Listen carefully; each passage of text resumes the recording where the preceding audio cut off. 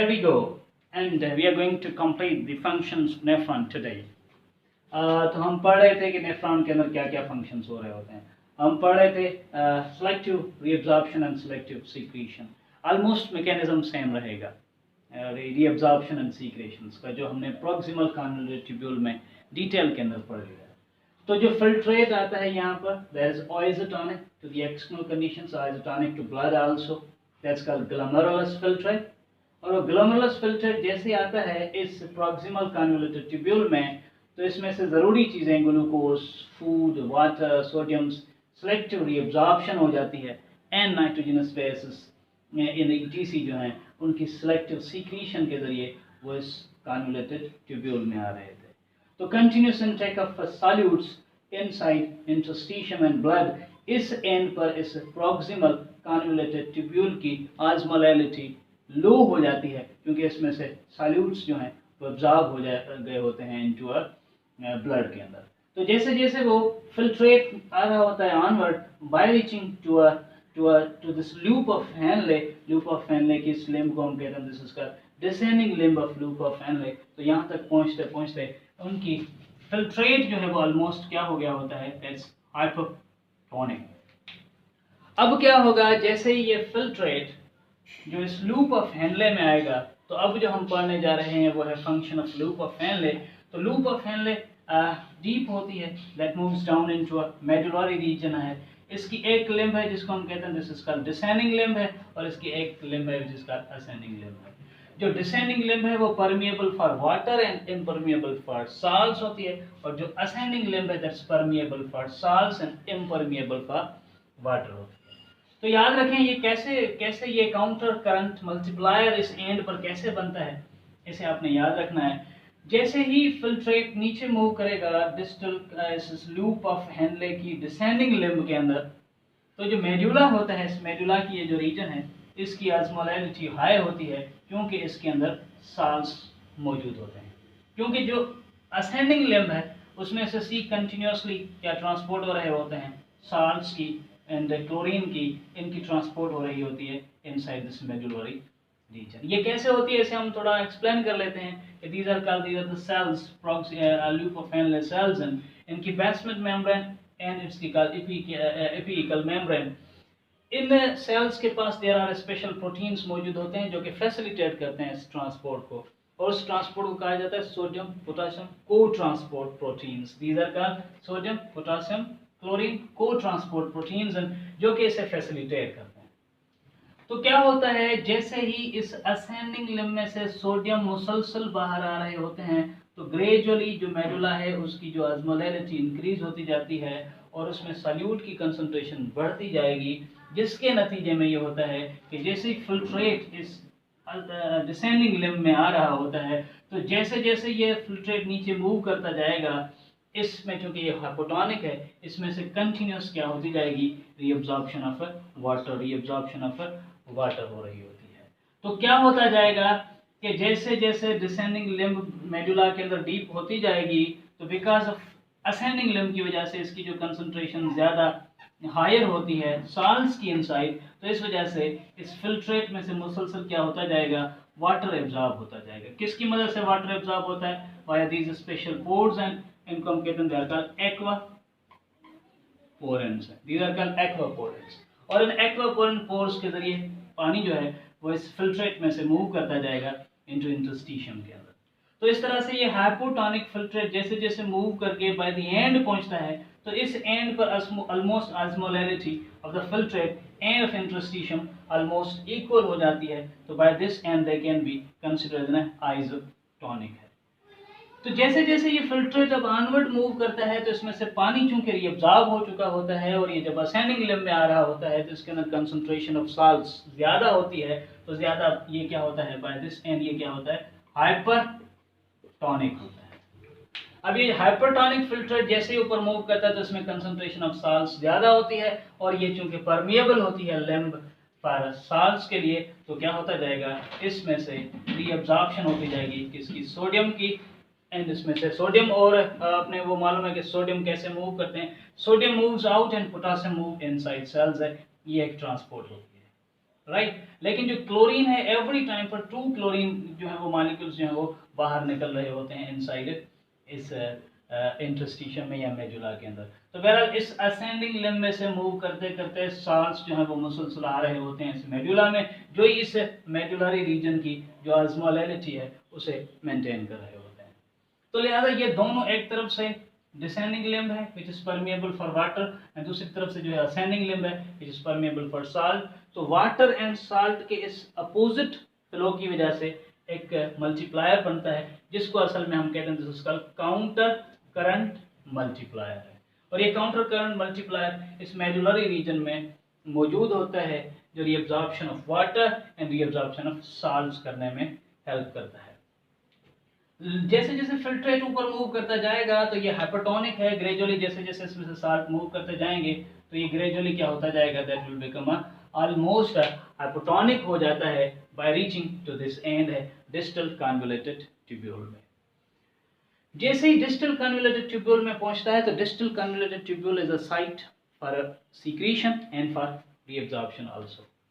क्या होगा इसमें इस एंड पर, याद रखें कि डिस्टल कन्वोल्यूटेड ट्यूब्यूल में अगेन वो सोडियम मौजूद है जो सोडियम मूव करता है। क्योंकि इन सेल्स में आपने पढ़ा है, हम ये मैकेनिज्म पहले पढ़ चुके हैं, आई एम नॉट रिपीटिंग, कि इन सेल्स में से मुसलसल एटीपी की कंजप्शन के साथ सोडियम मूव कर रही होती है आउट एंड पोटेशियम मूव कर रही होती है, and that leads to a low concentration of sodium in cells है, जिसके नतीजे में ये होता है कि इनमें से इस डिस्टल कन्वोल्यूटेड ट्यूब्यूल में से सोडियम मूव करते हैं inside and potassium move out है।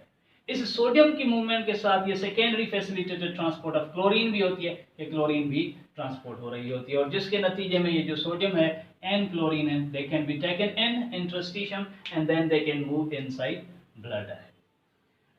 न सिर्फ ये, जब ये चैनल्स ओपन होते हैं तो they can also help in reabsorption of water है, लेकिन ज्यादातर जो रीअब्जॉर्प्शन ऑफ वाटर है वो डिस्टल कन्वोल्यूटेड ट्यूब्यूल के लेटरल एंड पर हो रही होती है। इससे हमने पढ़ा है कि जो डिस्टल कन्वोल्यूटेड ट्यूब्यूल है इसमें न सिर्फ रीअब्जॉर्प्शन होती है, लेकिन इस एंड पर रीअब्जॉर्प्शन हार्मोनल बेस्ड भी होती है कि there is an hormone called parathyroid gland that secretes an hormone called parathyroid hormone that helps in the reabsorption of calcium है। तो calcium is rich in a distal convoluted tubule.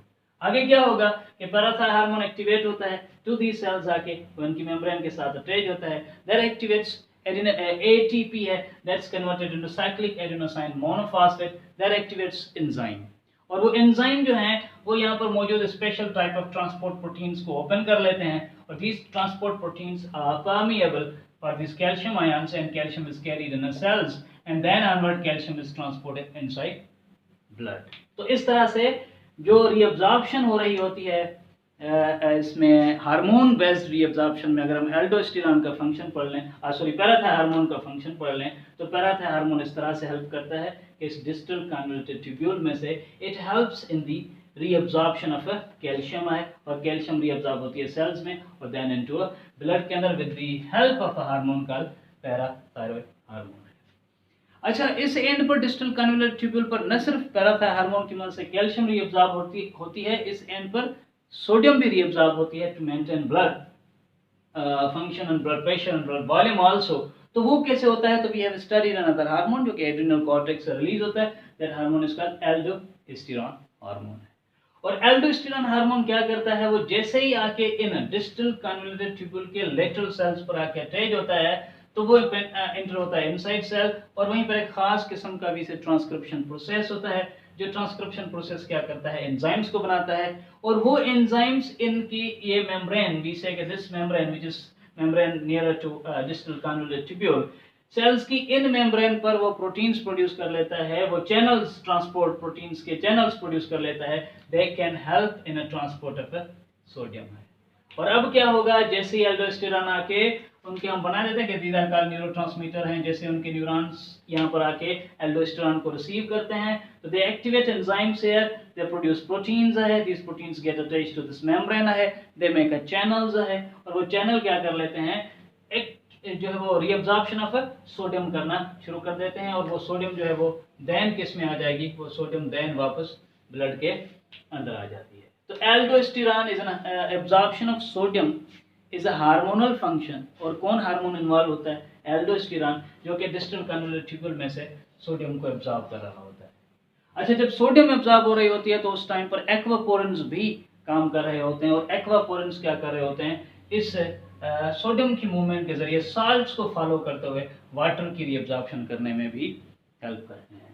तो इस distal convoluted tubule में sodium absorb हो जाता है with chlorine के साथ, कैल्शियम एब्जॉर्ब हो जाता है विद पैराथायरॉइड ग्लैंड के साथ, एंड जो सोडियम है that can also be absorbed with the help of function of aldosterone, जिसको हमने पढ़ा कि वो तब रिलीज होता है जब ब्लड के अंदर सोडियम की लेवल कम हो जाती है, तो उसे मेंटेन करने के लिए एक फंक्शन प्रोड्यूस होता है जो कि जिसमें क्या होगा, सोडियम रीअब्जॉर्ब होती है ब्लड के अंदर। तो एल्डोस्टेरॉन आके यहाँ पर सोडियम की रीअब्जॉर्प्शन करता है, और सोडियम की रीअब्जॉर्प्शन से पानी की रीअब्जॉर्प्शन भी हो सकती है। तो ये एक फंक्शन है जो कि फंक्शन डिस्टल कन्वोल्यूटेड ट्यूब्यूल के अंदर हो रहा होता है, which is hormone based function होता है, जिसमें एल्डोस्टेरॉन ये काम कर रहा होता है। एल्डोस्टेरॉन के फंक्शन के साथ साथ हमने ये भी पढ़ा कि इनके साथ अनदर हार्मोन भी होता है जिसे हम एंजियोटेंसिन 2 कहते हैं, और जो कि रेनिन पूरा एक सिस्टम है। रेनिन के बाद एंजियोटेंसिनोजिन एंड एंजियोटेंसिनोजिन के बाद angiotensin 1 and then onward angiotensin है।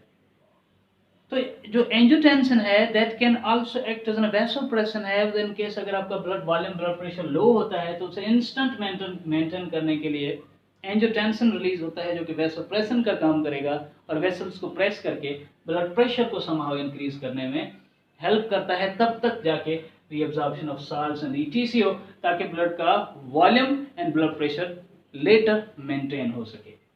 तो बहरहाल ये फंक्शन है, इसको हम क्या कहते हैं, this is role of aldosterone है जो कि रीअब्जॉर्प्शन ऑफ सोडियम करने में हेल्प करता है। से फिल्ट्रेट नीचे आ रहा होता है, एज आई सेड कि उसमें से सोडियम की, उसमें से कैल्शियम की, उसमें से वाटर की रीअब्जॉर्प्शन हो रही होती है।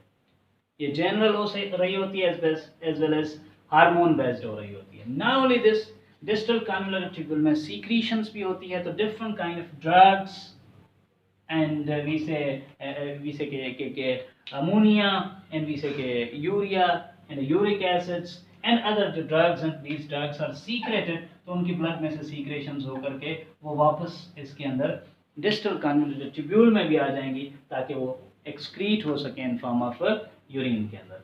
तो जैसे ही फिल्ट्रेट इनमें से ज़रूरी चीज़ें एब्जॉर्ब करता हुआ और गैर ज़रूरी चीज़ों को सीक्रेट करता हुआ नीचे आता है इनटू अ कलेक्टिंग डक्ट के अंदर, तो collecting duct is an exclusively important part of nephron, which is playing very significant role in reabsorption and maintaining acid base of the blood है, एंड रीअब्जॉर्प्शन ऑफ वाटर है।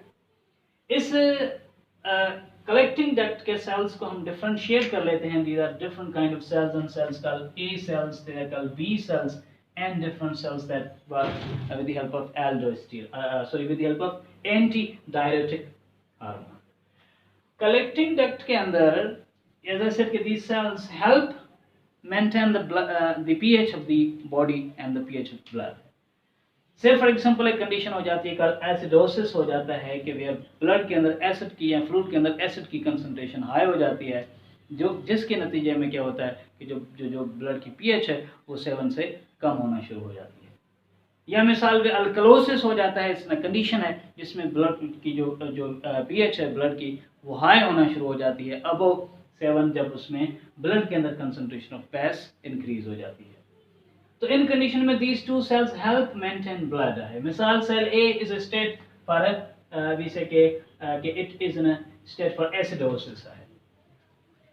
From blood carbon dioxide होती है that reacts with the water and synthesizes carbonic acid। ये आपने पढ़ा हुआ है कि it's called carbonic acid है। Carbonic acid with the help of carbonic anhydrase बनता है that breaks into protons and into carbonates। Protons will enter into a collecting duct है, whereas these bicarbonates as a base can enter inside blood that can help push protons out, and that can push carbonates in blood to bring pH down to its normal level. Similarly जो B cell है, B sales में इनके opposite हो रहा होता है। से for example अगर ब्लड के अंदर बेस की कंसंट्रेशन बढ़ गई है और उसे कम करना है अगर, तो कैसे होगा, किसी same carbon dioxide reacts with water, synthesizes carbonic acid, and by the carbonic acid they produce protons and they produce bicarbonates.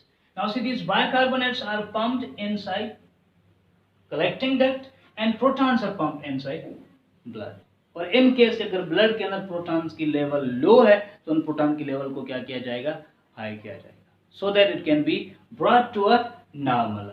So during we say acidosis, we say for example have a higher level of protons inside blood, we can pump proton out.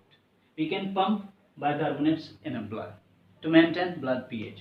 And similarly if it's an alkalosis है कि where blood का base ज़्यादा हो गया है तो क्या होता है, same these protons are pumped in so that they can bring pH up to a normal, and bases are secreted inside convoluted inside collecting duct के अंदर. तो ये क्या होता है, इस जगह पर एसिडोसिस एंड अल्कलोसिस हो रहा होता है जो कि ब्लड के पीएच को मेंटेन कर रहा होता है. नीचे जाते जाते another hormone that's called anti diuretic hormone है जो तब रिलीज होता है कि जब ब्लड का वॉल्यूम, ब्लड का प्रेशर लो होता है और उसे मेंटेन करना होता है. ब्लड की वजह से कि ऑस्मोलैरिटी बढ़ जाए या उनका ऑस्मोटिक प्रेशर जब हाई हो जाता है तो क्या करना होता है, पानी को ज़्यादा रीअब्जॉर्ब करना होता है. तो जो ADH है वी से के एंटी डाययूरेटिक हार्मोन, ये आके इन कलेक्टिंग डक्ट के सेल्स पर काम करता है. इनके जो सीक्रेशंस हैं वो यहाँ पर रिसेप्टर्स रिसीव करते हैं और रिसीव करने के बाद ये डिफरेंट मॉडल्स बनाते हैं कि देयर आर एक्वापोरेंट्स जो कि एक वेजिकल बना लेते हैं और वो वेजिकल आके इस सेल की इन सेल स्किन मेम्ब्रेन के साथ आके अटैच हो जाती है. और ये सब जो एक्वापोरेंट्स ये आके इस मेम्ब्रेन के साथ जब अटैच हो जाते हैं तो एक पूरा चैनल बन जाता है मैनी एक्वापोरेंट्स का जो धड़ाधड़ पानी को जो है उसे एब्जॉर्ब कर रहा होता है. तो इससे क्या होता है कि इसके बाय एंड पर ज़्यादा से ज़्यादा रीअब्जॉर्प्शन ऑफ वाटर हो रही होती है इनसाइड दीज सेल्स में which is finally taking place inside blood है. तो जो फिल्ट्रेट है वो नीचे जाते जाते क्या करता जाएगा, मैक्सिमम रीअब्जॉर्प्शन ऑफ वाटर हो जाती है with the help of an hormone के साथ कॉल्ड एल्डोस्टेरोन है. Hormone that's called ADH, anti diuretic hormone. अब ये होता है कि ये ऐसे याद रखें कि जो ADH है इसका रोल हमने टेक्स्ट बुक्स के हिसाब से डिस्टल कन्वोल्यूटेड ट्यूब्यूल में भी पढ़ा है और इसको अब हम कलेक्टिंग डक्ट में भी पढ़ रहे हैं. तो वी से कि ADH anti diuretic hormone can help in reabsorption of water है. और ये ज़्यादातर रीअब्जॉर्प्शन ऑफ वाटर किस में करता है, ADH anti diuretic hormone helps in reabsorption of water in collecting duct के अंदर. तो इस तरह से ये जो नेफ्रॉन है उस पर मौजूद जो फिल्ट्रेट है वो इस तरह से पास करता हुआ मूव करता हुआ from distal to collecting duct होता हुआ फाइनली बॉडी से बाहर रिमूव हो जाता है इन फॉर्म ऑफ फिल्ट्रेट के अंदर, इन फॉर्म ऑफ यूरिन के अंदर which is rich in a nitrogenous waste and whatsoever was important that's reabsorbed by blood. तो एक तरफ से हम पढ़ते हैं counter current multiplier where this loop is permeable for water and this loop is permeable for solute and the opposite flow of solute and water maintains a current that's called counter current multiplier. और इनके साथ साथ मौजूद होती है this is called वेसा रेक्टा.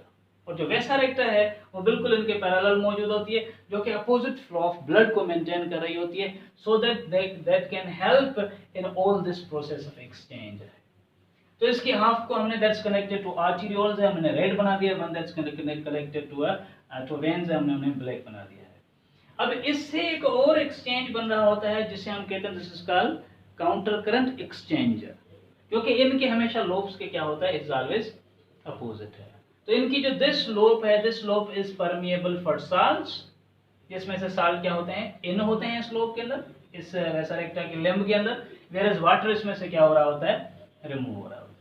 तो इसे कि जो कि ब्लड की ये जो लिम्ब है, दिस लिम्ब जो कि परहैप्स इस तरह से बनाते हैं कि ये एज इफ डिसेंड कर रही है लाइक दिस, तो दिस इज रिसीविंग, इसमें सीक्रेशन ऑफ साल्ट्स हो रही होती है एंड वाटर इसमें से रिमूव हो रहे होते हैं, रीअब्जॉर्प्शन हो रही होती है उनकी. वेयरएज इनकी जो असेंडिंग लिम्ब होगी वेसा रेक्टा की, उसमें क्या होता है, उसमें पानी की क्या होती है, वाटर इज रीअब्जॉर्ब्ड एंड साल्ट उसमें से क्या होते हैं, एक्सचेंज होते हैं, रिमूव होते हैं. लिहाजा ये क्या करती है, ये वेसा रेक्टा ब्लड कैपिलरी है, ये एक और एक्सचेंजर बनाती है जिसको हम कहते हैं काउंटर करंट एक्सचेंजर है. और उस एक्सचेंजर जिसके हिसाब से वेसा रेक्टा की ये जो लिम्ब है ये क्या करती है, ये सोडियम को रिसीव करती है एंड वाटर को रिमूव करती है. वेयरएज इनकी जो असेंडिंग लिम्ब है वो क्या करती है, वो वाटर को रिसीव करती है एंड साल्ट्स को क्या करती है, रिमूव करती है. तो ये इस लूप ऑफ हेनले के विषय के के हिसाब से एक अपोजिट फंक्शन कर रही होती है, जो कि एक एक्सचेंजर बनाता है, जिसको हम कहते हैं it is said to be counter current exchanger.